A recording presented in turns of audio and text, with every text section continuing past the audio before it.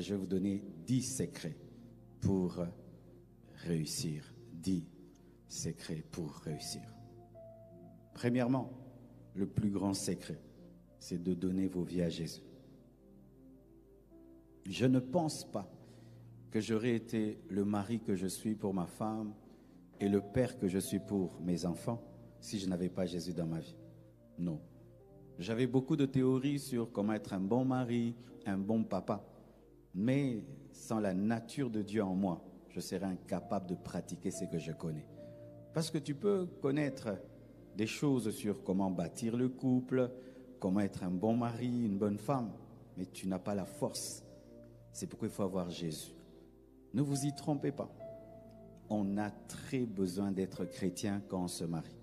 Parce que la nouvelle naissance nous donne la nature divine qui nous rend fidèles, qui nous rend doux, qui nous permet de pardonner, nous humilier, qui sont des valeurs importantes dans le mariage. C'est pourquoi les gens qui, lorsqu'ils se marient, cessent d'être chrétiens, sont étonnés que ça détruit leur couple. Parce que être chrétien te permet d'aimer facilement, de pardonner facilement, de supporter facilement, qui sont des vertus importantes dans le mariage. Demeurez des vrais chrétiens. Vous avez été baptisés, vous servez Dieu à l'église, continuez à être des chrétiens. Ne tombez pas dans ce piège-là, je me suis marié, je n'ai plus besoin de Jésus. Ah, tu as maintenant très besoin de Jésus, plus qu'avant. Beaucoup de gens tombent dans ce piège-là, il suffit seulement qu'il ait son mariage, c'est fini, plus besoin de Jésus. Waouh, dans le mariage, sans Jésus. En 2023, tu n'as pas Jésus. En 2023, oh là là là là, quelle erreur. Vous avez besoin de Jésus. Le premier pas qui mène à un couple extraordinaire, c'est de donner sa vie à Jésus, car c'est Jésus qui a engendré le mariage. Le mariage n'a pas été créé par l'homme. Nous ne nous marions pas parce que nous aimons le mariage. Nous nous marions parce que Dieu veut qu'on se marie. C'est lui qui a créé le mariage. Et sans le Créateur, tu ne peux pas réussir dans la création. Alléluia, Jésus. Deuxième chose, il faut être rempli du Saint-Esprit. Pourquoi? Parce que le Saint-Esprit est un esprit d'amour. Tu vois l'amour des hommes, ça monte, ça descend. Un jour, tu vas te réveiller, tu trouves ta femme, elle est seulement bien. Demain, tu la trouves extraordinaire. Un jour, tu vois ton mari, waouh. Un jour, tu trouves c'est normal. L'amour des hommes monte, descend, monte et descend. Ça dépend de sa coiffure, ça dépend de son parfum, ça dépend de son habit de ce jour-là, ça dépend de. Mais l'amour de Dieu ne dépend de rien. Quand tu es rempli du Saint-Esprit, tu as un amour 4x4. Tu aimeras ton mari dans ses défauts, dans ses qualités, ta femme dans ses défauts et dans ses qualités, dans le haut, dans le bas, dans le meilleur et dans le pire. Mais sans l'amour de Dieu, provoqué par la plénitude du Saint-Esprit, tu aimeras ton mari pour ceci et pour cela. Et quand les pour là ne sont pas là, ça disparaît.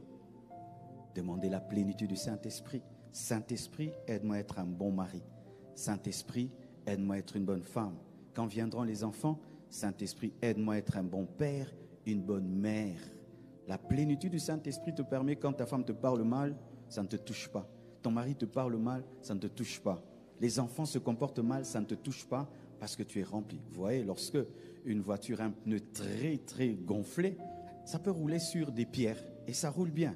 Mais quand le pneu n'est pas très bien gonflé, vous sentez braque. Pourquoi? Parce que ce n'est pas gonflé. Soyez remplis du Saint-Esprit et vous allez pouvoir vous aimer jusqu'à la vieillesse. Lorsqu'on n'est pas rempli du Saint-Esprit, la chair va grandir, elle va vous dominer et c'est la chair qui va détruire le mariage. Soyez remplis de l'Esprit pour ne pas être remplis de la chair. Troisième secret, pour bâtir un mariage, méditez la parole de Dieu tous les jours. Pourquoi? Ça donne la sagesse. Le plus grand parrain dans le mariage, c'est la Bible. Parce que le parrain, des fois, tu peux l'appeler, n'est pas disponible. Le parrain, des fois, n'est pas avoir le temps. D'où vient la sagesse? La Bible. La Bible dit que ce livre de la loi ne s'éloigne pas de tes yeux. Médite-le jour et nuit. C'est alors que tu réussiras dans toutes tes entreprises. Toutes tes entreprises, même le mariage est une entreprise. Lisez la Bible ensemble. Méditez. Un jour, tu prends une décision contre ta femme quand tu vas lire la Bible. Dieu dit, Marie, ne vous irritez pas contre vos femmes, ne vous aigrissez pas contre vos femmes. Femmes, soyez soumises, la parole de Dieu. La parole de Dieu donne la sagesse et l'intelligence. Un jour, tu veux pousser tes enfants vers le péché et tu lis la parole qu'il faut diriger les enfants selon le Seigneur, les éduquer selon le Seigneur. Ça te garde. Lisez la Bible. Lisez la Bible. La Bible, c'est le parrain des parrains. Il n'y a pas un parrain qui est plus sage que la parole de Dieu. Je vois des couples qui courent derrière, parrain, parrain, parrain. Mais tu causes avec eux. Aucune sagesse de la part de Dieu. Il y a des choses que vous cherchez, c'est déjà écrit dans la Bible. Des fois, vous cherchez des hommes à gauche et à droite. C'est déjà écrit dans la Bible. Lisez les Écritures, comprenez les Écritures, méditez les Écritures et vous aurez la sagesse pour votre couple et pour vos enfants. Quatrièmement, ne méditez pas seulement la parole, pratiquez la parole. Pourquoi? Parce que la pratique de la parole vous transforme à l'image de Jésus. Et personne ne peut être malheureux en étant marié à Jésus. Alléluia. Jésus, c'est le meilleur de tous les maris. Et si Jésus était une femme, ce serait la plus merveilleuse des femmes. Alors, lorsque tu médites la parole, tu écoutes la parole, pratiques cette parole, qu'est-ce qui va arriver? Tu vas commencer à changer en bien. C'est-à-dire que ton mari t'épouse, après 3 ans, tu deviens une meilleure femme. Ta femme t'épouse après 5 ans, un meilleur mari. Parce que la parole te taille, te taille, te taille. Tu étais colérique, tu as maintenant la douceur. Tu étais insolente, maintenant tu n'es plus insolente. La Bible te taille, te taille, te taille, te taille. Et année après année, tu deviens meilleur. Pratiquez la parole de Dieu. Laissez la parole vous transformer. Parce qu'en devenant des meilleurs chrétiens, on devient des meilleurs maris, des meilleures femmes. Lorsque tu écoutes la parole et tu la pratiques, elle t'amène à ressembler à Jésus. Et quand quelqu'un épouse Jésus, il devient l'homme le plus heureux, la femme la plus heureuse de la terre. Alléluia. Acclamons Jésus. Aussi, priez ensemble. Les couples regardent la télé ensemble, sont sur Internet ensemble. Rarement les couples prient ensemble. Et vous allez voir ce combat-là quand vous allez entrer chez vous. Satan vous laissera regarder la télé ensemble. Il vous laissera regarder YouTube ensemble. Vous agenouillez, main dans la main pour prier. Un combat spirituel. Vous savez pourquoi? Lorsque l'homme et sa femme se mettent ensemble devant Dieu, ils libèrent une puissance spirituelle extraordinaire. C'est pourquoi Satan n'aime pas que les mariés prient ensemble. Il aime qu'ils causent ensemble, qu'ils blaguent ensemble, qu'ils mangent ensemble, qu'ils regardent la télé ensemble, mais qu'ils ne prient pas ensemble. Priez ensemble. Un couple qui prie ensemble se sépare difficilement. Un couple qui s'agenouille ensemble se sépare difficilement. Parce que quand vous priez ensemble, si vous êtes en colère, Dieu va vous parler. Pardonne l'autre. Priez ensemble. 2. Allez prier dans la même église. Aujourd'hui, il y a des couples extraordinaires au Congo que je ne comprends plus. Le mari prie à la Compassion, la femme prie à Philadelphie. Non, non, choisissez. Ou vous deux à la Compassion, ou vous deux à Philadelphie. Mais l'un prie là-bas et l'autre prie là-bas. Non, ici on enseigne ceci, là-bas on enseigne là-bas. Oh mon pasteur, chacun son pasteur dans la maison. Non, non, non. Quand se marie, on devient une seule chair. Je suis ici, ma main est ici, mon pied est ici. Maintenant, quand toi tu pries dans une autre église, tes pieds sont ici, ta tête est ailleurs. Non. Et qu'est-ce qui se passe? La femme suit l'homme dans son église. Alléluia. De la même manière qu'on quitte sa maison et on va habiter chez l'homme, lorsqu'un homme épouse une femme, c'est la femme qui quitte son église et qui suit l'homme. À moins que la femme soit déjà une grande servante de Dieu là-bas et tout. Mais normalement, la femme quitte et suit son mari. C'est pourquoi, lorsqu'on fait des mariages avec des maris ou des femmes qui sont dans des fausses doctrines, c'est là où ça crée des problèmes parce que tu ne peux pas suivre l'autre dans sa fausse doctrine. Mais quand vous deux, vous êtes dans une bonne doctrine, homme et femme, la femme suit le mari et un pasteur ne peut pas s'opposer à cela. J'ai une fille qui prêche, qui chante. Si elle épouse un frère de l'église La Borne, elle suit ce frère là-bas parce que les parents ont libéré les enfants. Tu aimes ta fille, mais elle va habiter, elle change d'avenue, d'adresse, même pour les choses spirituelles. Sinon, ça fait 2 personnes qui sont nourries de manière différente. Alléluia. Ce sera mon pasteur a dit, mon église a dit, nous avons un tel programme, nous aussi nous avons un tel programme. Et les enfants maintenant après, ils vont prier où? 2 là-bas et 3 là-bas. Et ça fait des problèmes. Alléluia. Écoutez la parole de Dieu ensemble, priez ensemble, allez dans une même église pour écouter la même parole, pour avoir un même pasteur qui veille sur votre mariage. 7e, entourez-vous des personnes qui craignent Dieu, des parents qui craignent Dieu, des amis qui craignent Dieu, des couples qui craignent Dieu, car les mauvaises compagnies corrompent les bonnes mœurs et les bonnes compagnies renforcent les bonnes mœurs. Entourez-vous des gens qui craignent Dieu. Entourez-vous des couples qui s'aiment. Entourez-vous des couples qui craignent Dieu. Entourez-vous des couples épanouis. Entourez-vous des gens qui vous poussent à être des bons maris et des bonnes femmes. Lorsque le chrétien fait de ses amis des buveurs, des ambianceurs, un jour, tu vas te retrouver dans une boîte de nuit. Lorsqu'une femme a comme amie des femmes insoumises, insolentes, qui sont tout le temps sur Internet et n'ont pas le temps pour leurs enfants et pour leur mari, tu vas détruire ton couple. C'est pourquoi tu dois veiller sur les amis de ta femme et tu dois veiller sur les amis de ton mari. Un homme a le droit de dire à sa femme, je ne veux pas tel ami à côté de toi. Une femme a le droit de dire à un homme, je ne veux pas tel ami à côté de toi parce que tu rentrais à 20h. Depuis que tu es son ami, tu rentres à 23h. Tu ne me battais pas. Depuis que tu es son ami, tu commences à me tabasser. Tu ne m'insultais pas. Depuis que cette fille vient à côté de toi, tu as commencé à m'insulter. Tu as le droit de veiller sur le genre de relation de ton mari et de ta femme. Pourquoi ? Parce qu'il y a la contamination spirituelle qui existe, négative et positive. Alléluia. Et c'est votre droit, c'est votre droit. Alléluia. Comment moi, je remarque et je sais détecter une influence dans la vie de quelqu'un de proche? Tu étais d'une certaine manière. Une personne seulement commence à te côtoyer, tu commences à changer de langage. Je sais que c'est elle qui t'a apporté ça. Parce qu'avant, tu n'étais pas comme ça. Comme ça, je peux détecter l'apport des personnes qui viennent à côté de ma femme. Si je vois que depuis que telle maman-là, tout le temps cause avec ma femme, il y a des réponses qu'elle me donne, qu'elle ne me donnait pas, des réactions qu'elle avait. Je sais que c'est elle qui a amené et je peux dire, je ne veux plus de telle. Parce que l'homme est un vase communicant. Ce que j'ai, je te le donne. Bon ou mauvais. Et vous devez surveiller cela. Septièmement, vous ne suivez pas, c'est huitièmement. Touchez-vous souvent. Le plus souvent que possible, touchez-vous. Tenez-vous les mains. Vous savez, vous voyez, ça devient rare dans les mariages. Quand on se marie, c'est touché comme ça. Vous voyez ça? Après 5 ans, revenez, je vais voir si vous allez vous tenir comme ça. Après 10 ans, revenez. Il y a des mariés qui ne se tiennent plus comme ça. Ça, tu dis, hé, Bounikou, je vous dis la vérité. Comme ça. Hey. Quand vous vous chamaillez, vous ne vous tiendrez plus comme ça.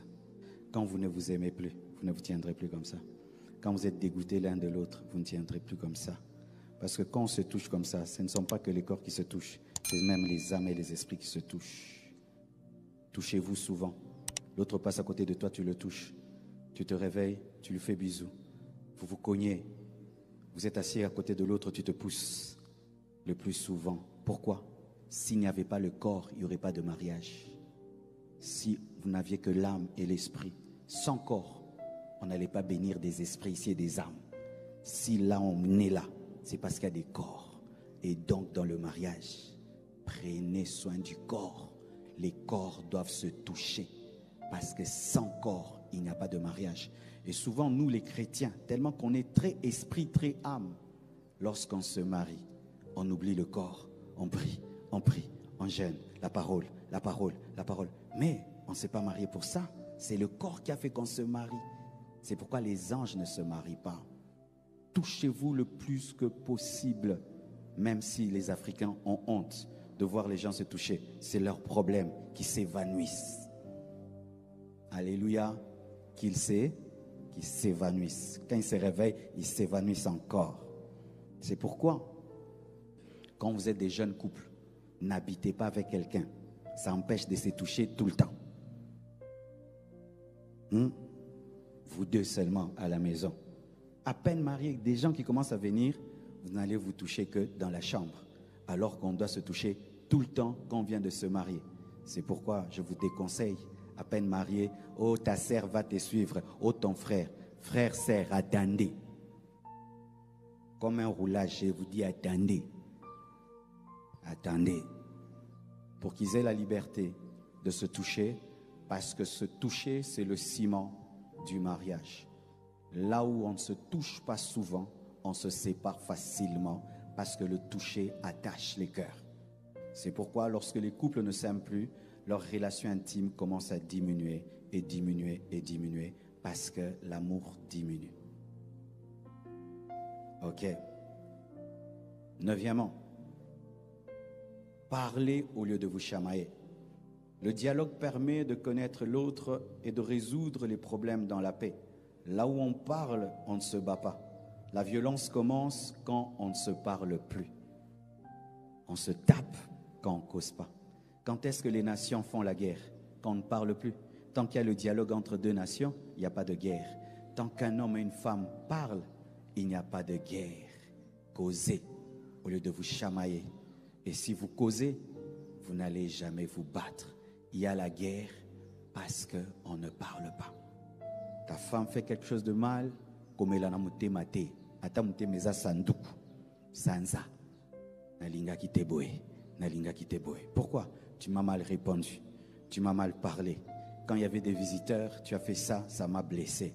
Parlez, parlez, ne gardez pas. Ou l'autre seulement remarque que tu changes des attitudes. Pourquoi tu changes des attitudes? Et l'autre côté, mais où changer? Et l'autre côté, et l'autre côté. Il faut se croire comme un prophète, ayeba. Parole de connaissance, pour nous changer. Ne changez pas vos maris en prophètes, ni vos femmes en prophètes, prophétesses. Quand il y a un problème, parlez. Parce que si tu ne parles pas, tu vas agir. Mais l'autre ne sait pas pourquoi tu as agi. Ne pensez pas que l'autre toujours sait.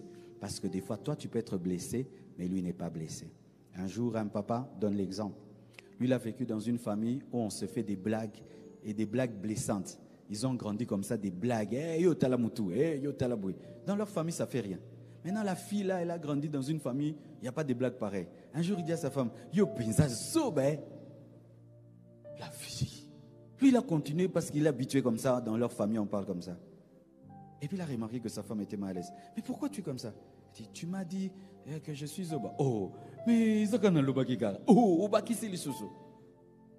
Tu as grandi d'une certaine manière, l'autre n'a pas grandi d'une certaine manière. Il y a des choses qui sont graves pour toi, qui ne sont pas graves pour l'autre. C'est pourquoi tant que tu ne le dis pas, l'autre ne sait pas. Et tu peux croire que l'autre trouve que c'est grave, alors que lui, dans son éducation, ça passe. Il y a des gens, si tu reviens en retard, tu dois dire, je serai en retard. Mais d'autres, même si tu reviens en retard, tu n'as pas besoin de dire, parce que chez vous, à la maison, même si tu rentres à 1h, 2h, papa, ne te posez pas des questions. Mais chez eux, à 18h, si tu vas venir à 19h, tu dois dire je serai en retard. Maintenant, si toi, tu es habitué, tu as cette éducation-là, tu rentres tard, tu rentres seulement, ça va, je peux manger. Mais elle te regarde. Elle attend que tu dises, excuse-moi, c'est. Et puis tu commences à manger. Et puis elle dort en boudin. Oh, boudin, le gamonini. Parce que elle, tu ne peux pas venir en retard sans prévenir et sans dire pourquoi. Mais pour toi, c'est normal parce que depuis que tu es enfant, les parents ne demandaient pas des comptes. Chacun de vous est différent et il faut parler. Tu dois apprendre à l'autre ce qui est bon pour toi et mauvais pour toi, ce qui passe et ce qui ne passe pas. Terminons. Ne ratez aucune occasion pour donner la joie à l'autre. Un anniversaire, un retour du travail, un retour d'un voyage, une belle coiffure, un beau vêtement, une bonne nourriture. Ne ratez jamais l'occasion. Les meilleurs buteurs, lorsqu'ils jouent, ne ratent jamais l'occasion de marquer. Il peut se promener dans le terrain pendant 60 minutes. À la moindre occasion, il la transforme en but. Soyez aussi ainsi. Ne rate pas l'occasion de donner à l'autre la joie. Te prépare bien la nourriture. Ah, c'est très bon. Elle s'habille bien, tu ne rates pas. Oh, cette robe te va bien. Elle met un nouveau parfum. Ce nouveau parfum est meilleur que l'autre parfum. Il revient du travail. Oh, tu l'accueilles avec joie. Il fait un long voyage, il revient. Il trouve que tu as changé la maison pour l'accueillir. Ne ratez pas les occasions pour donner la joie. Tu oublies son anniversaire, ça fait mal. Elle achète une nouvelle robe, tu ne remarques pas. Elle change de coiffure, tu ne remarques pas. Elle change de parfum, tu ne remarques pas. C'est grave. Il change d'habitude, il rentre à 20h, il commence à venir à 18h, tu ne remarques pas. Il ne t'ouvrait jamais la porte, il commence à ouvrir, tu ne remarques pas. Ne ratez jamais l'occasion de donner la joie à l'autre. Et comme j'aime beaucoup parler de mes témoignages, Blanche fait toujours ceci. Si je voyage longtemps, elle veille à changer quelque chose dans la maison. Quand j'arrive, soit la peinture, soit le lit, soit la chaise, soit un tapis, soit des fleurs. Mais elle fait toujours que je trouve quelque chose de nouveau à la maison. Comme elle sait que j'aime les choses nouvelles, elle ne rate pas l'occasion, quand je voyage, de donner la joie. Pourquoi je parle d'elle? Parce que souvent les femmes, vous pensez que c'est seulement vous à qui on doit faire ces choses. C'est réciproque. Même si nous sommes des hommes, nous avons des cœurs. Et de la même manière que la nouveauté vous fait plaisir, ça fait aussi plaisir aux hommes. Lorsque ta femme fait un bon plat, tu sens qu'elle a appris une nouvelle cuisine pour te faire plaisir. Ne mange pas seulement, ajoute des compliments. Alléluia. Nous sommes des chrétiens avant d'être africains. N'ayons pas honte de le manifester. Et ce qui fera dans 10 ans, 20 ans, 50 ans, 60 ans, vous serez tellement des amis que vous vieillirez ensemble et vous ne sentirez pas le temps passer, parce que le temps dure lorsqu'on est accompagné d'une personne qu'on n'aime pas. Mais quand on aime beaucoup quelqu'un, on ne sent pas le temps passer. Là, vous allez entrer dans un avion pour un long voyage. Et c'est vous-même qui allez déterminer si ce sera un voyage heureux ou malheureux, si vous appliquez ou pas ces conseils que je vous ai donnés. Mais le Saint-Esprit qui est en vous vous aidera à pratiquer ces conseils et vous bâtirez vos foyers et vous ne les détruirez pas. Que Dieu vous bénisse abondamment.